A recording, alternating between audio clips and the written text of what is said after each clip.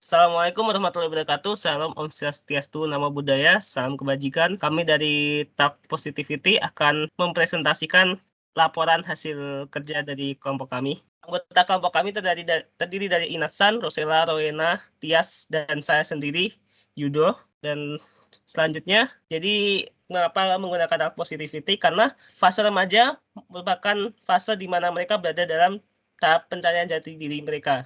Mereka menemukan pandangan dan pondasi yang tepat untuk dijadikan sebagai pijakan dalam mengembangkan diri mereka menjadi pribadi yang lebih baik serta mampu memberikan kontribusi positif baik bagi keluarga, lingkup pertemanan, dan juga lingkungan sosial mereka.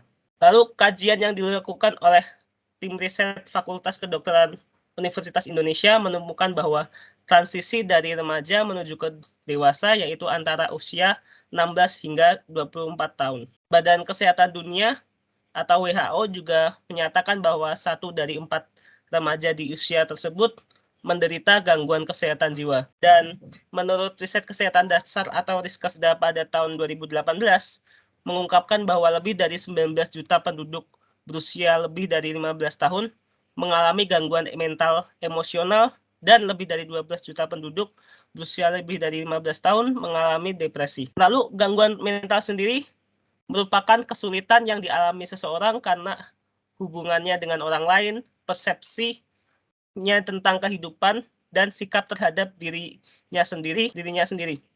Lalu, menurut Joseph 2007, gangguan tersebut meliputi gangguan dalam cara berpikir, kemauan, emosi, dan tindakan. Beberapa gejala gangguan mental yang sering terjadi di Indonesia seperti overthinking, kecemasan, bipolar, depresi, hilangnya gairah hidup, perubahan perilaku tak wajar, ketidakbahagiaan, dan sebagainya. Di era digital, khususnya internet, generasi muda cenderung melakukan kegiatan pencarian informasi melalui internet karena lebih praktis, cepat, dan akurat. Mereka memanfaatkan portal media online untuk mengakses informasi kapan saja dan di mana saja hanya dengan mengandalkan jaringan internet. Lalu, hasil survei yang dilakukan oleh PT Maverick Solusi Komunikasi Indonesia pada 22 September hingga 8 Oktober 2020 menunjukkan bahwa 85% generasi muda memilih portal media online. Hal ini membuat kelompok kami memilih mempublikasikan informasi atau konten yang kami buat melalui website dan media sosial kami. Selanjutnya, pembahasan pelaksanaan yang disampaikan oleh Inatsan. Baik, saya perkenalkan diri, saya Inatsan Azania Sani. Saat ini saya akan membahas tentang pelaksanaan, di mana pada pelaksanaan kelompok kami melakukan beberapa hal di antaranya. Yang pertama, membentuk struktur redaksi. Yang kedua, melakukan rebranding media. Yang ketiga, menentukan logo baru. Dan keempat, menyusun strategi dan perencanaan media. Dan yang kelima adalah melakukan pembagian tugas. Next. Pada pembentukan struktur redaksi yang baru, kami memilih pimpinan utama yaitu Tias Widianingsih dan reporter adalah semua anggota kelompok kami. Fotografer yaitu Yudo Adi, marketing manager adalah saya sendiri, hubungan masyarakat adalah Rosel Veltin. Selanjutnya, yang kedua adalah melakukan rebranding media. Sebelum menjadi media Talk Positivity ini, media awal yang dibentuk adalah bernama Lentera Kota, di mana media tersebut mengusung tema pariwisata yang ada di Indonesia. Visi misi dari media Talk Positivity adalah sebagai berikut. Visinya yaitu menjadi wadah untuk memberikan edukasi dan informasi yang bertujuan untuk mengembangkan diri dan menyebarkan nilai-nilai positif dalam kehidupan. Yang misinya yaitu yang pertama, memberikan konten-konten yang menarik, edukatif, dan informatif sesuai minat para remaja. Yang kedua, membantu mengembangkan kepribadian anak remaja menjadi lebih baik. Dan yang ketiga adalah membantu dan mendorong para remaja ke dalam hal yang positif. Next. Yang selanjutnya adalah ada segmenting, targeting, dan positioning. Di mana yang segmenting dari media Talk Positivity ini adalah remaja dan dewasa muda, yaitu laki-laki dan perempuan.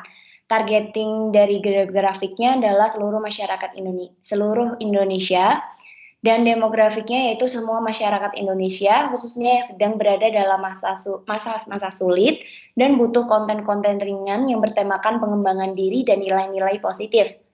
Psikografiknya adalah hobi dan ketertarikan untuk mengupgrade dan menambah kapasitas diri agar menjadi orang yang terbuka untuk selalu mau diajar dan belajar. Perilakunya yaitu orang-orang yang berada di masa-masa sulit, khususnya remaja dan dewasa muda, mereka yang banyak membutuhkan konten-konten positif yang bisa membantu membentuk versi terbaik dari diri mereka. Yang terakhir ada positioning, di mana menjadi teman yang akrab, pendengar yang baik, serta mentor dan motivator saat mereka sedang melalui masa-masa yang sulit dalam kehidupannya. Next. Yang selanjutnya ada menyusun strategi dan perencanaan media, di mana dalam mencapai tujuan dari Talk Positivity yaitu memberikan berbagai macam informasi serta edukasi kepada audiens. Dalam hal ini khususnya para remaja yang sedang mengalami masa perkembangan dan mencari identitas dirinya, kami akan melakukan beberapa rencana usaha sebagai berikut. Yang pertama yaitu mengupload dan membuat konten secara terus-menerus dan berjangka. Yang kedua, memulai memperkenalkan akun serta konten-konten yang sudah ada kepada audiens. Yang ketiga, yaitu memberikan dan membuat konten-konten yang interaktif seperti motion graphic, reels, dan story pada Instagram. Yang keempat, yaitu memberikan buat konten selingan seperti games, memes, trivia, isu, dan yang sedang tren saat itu atau yang lainnya, sehingga audiens tidak merasakan bosan. Yang terakhir, yang kelima adalah membuat desain konten dengan yang menarik. Yang terakhir adalah memberikan konten-konten yang dapat dipercaya, sesuai fakta dan berdasarkan ahli-ahli yang kredibel dan relevan. Selanjutnya akan dibawakan oleh teman saya, Rosella Veldin. Baik, akan saya lanjutkan pada proses pelaksanaan ini. Kami memanfaatkan media sosial Instagram dan blog sebagai media utama yang digunakan untuk menyebarluaskan informasi serta konten-konten bertema pengembangan diri, motivasi positif, dan psikologi. Untuk gambar di sebelah kiri bisa kita lihat itu adalah akun Instagram dari Talk Positivity, dan untuk di gambar sebelah kanan merupakan website dari Talk Positivity. Next. Oke, dari hasil pelaksanaan kami selama kurang lebih 3 bulan, kami memperoleh insight overview untuk Instagram sebanyak 1036 followers baru. Meskipun demikian, hal ini tidak mencapai target yang telah ditetapkan sebelumnya, yakni 2.000 followers. Dan untuk akun websitenya, kami mampu meraih 5.800 lebih viewers dalam jangka waktu 3 bulan, di mana hal ini telah mencapai target dari yang telah ditetapkan sebelumnya, yakni 5.000 followers. Next. Oke, untuk rincian produk konten kami, pertama dari Inatsan sendiri. Inatsan sendiri berhasil mengumpulkan 4 artikel, 6 konten feeds, dan 8 story. Untuk rincian artikelnya bisa lihat di layar. Next. Ini untuk feeds Instagramnya, judul konten dan tempat mengakses juga. Next. Untuk Reels tidak ada, kosong. Untuk story, Inatsan merepost postingan feeds Instagram dan website sebanyak 6 kali dan melakukan konten interaktif sebanyak 2 kali. Next.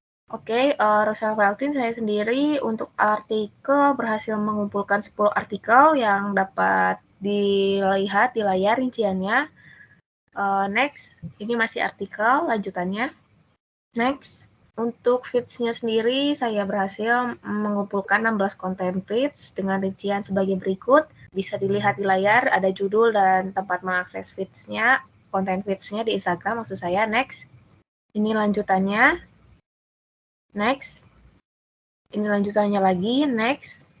Untuk Reels, membuat satu konten Reels yang berjudul Ketika Keluargamu Mengecewakanmu, berkolaborasi dengan Yudo Adi yang disadur dari akun Instagram Yoga F Maulana yang dapat diakses dengan link berikut yang ada di layar.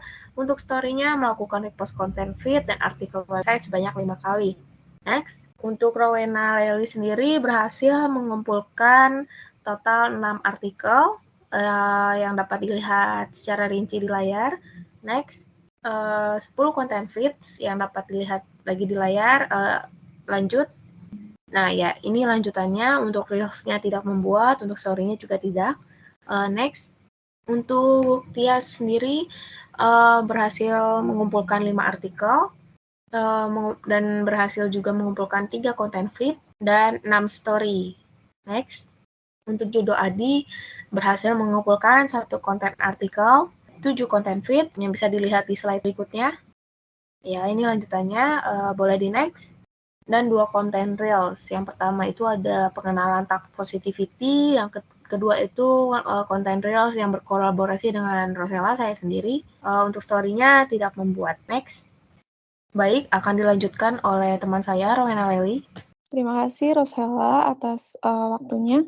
Saya Rowena Nisana Lely akan melanjutkan pembahasan mengenai evaluasi dari Project Media Talk Positivity. Secara garis besar, evaluasi dari Project Media Talk Positivity adalah telah dapat memberikan berbagai informasi, baik seputar psikologi maupun pengembangan diri yang merupakan basis atau tema dari media ini. Secara lebih jauh, evaluasi dari Project Media Talk Positivity ini adalah sebagai berikut.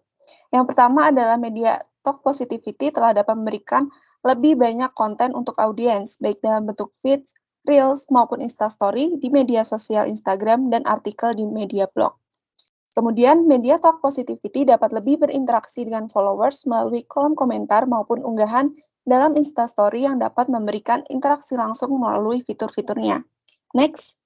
Media Talk Positivity dapat lebih gencar lagi dalam mempromosikan konten maupun akun dari media sosial itu sendiri, sehingga dapat menambah followers dan engagement dengan followers. Media Talk Positivity dapat lebih konsisten dalam mengunggah konten. Selanjutnya, konten Media Talk Positivity dapat lebih membahas psikologi dan pengembangan diri secara lebih luas dan lebih beragam. Dan evaluasi yang terakhir adalah konten Media Talk Positivity dapat lebih memberikan bentuk-bentuk yang beragam, seperti feeds, reels, dan instastory dalam bentuk audio, video, maupun teks. Selanjutnya akan dijelaskan oleh teman saya, Tias. Selanjutnya, saya akan membahas tentang kesimpulan.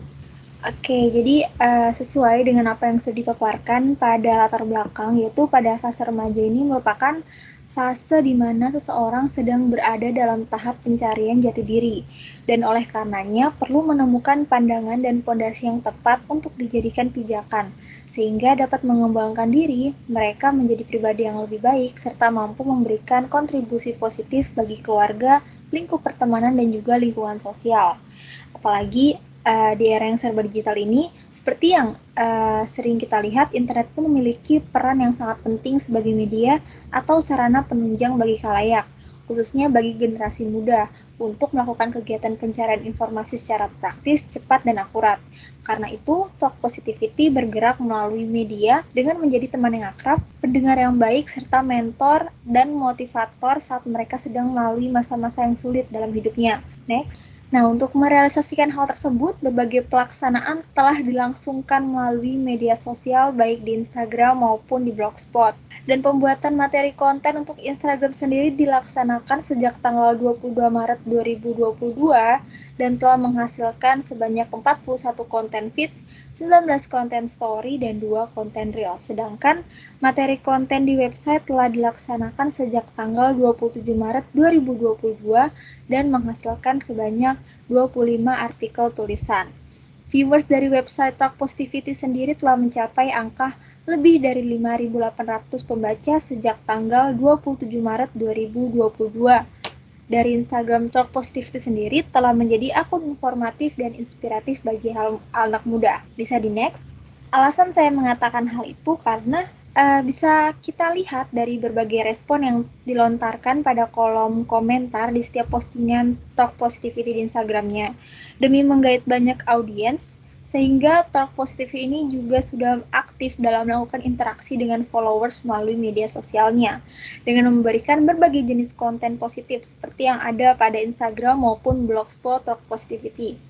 Sehingga bisa dikatakan bahwa akun Talk Positivity ini sudah sesuai dengan tujuan awal, yaitu menginspirasi, mencerdaskan, membantu, memotivasi, dan peduli dengan berfokus pada isu pengembangan diri, kesehatan mental, dan juga motivasi.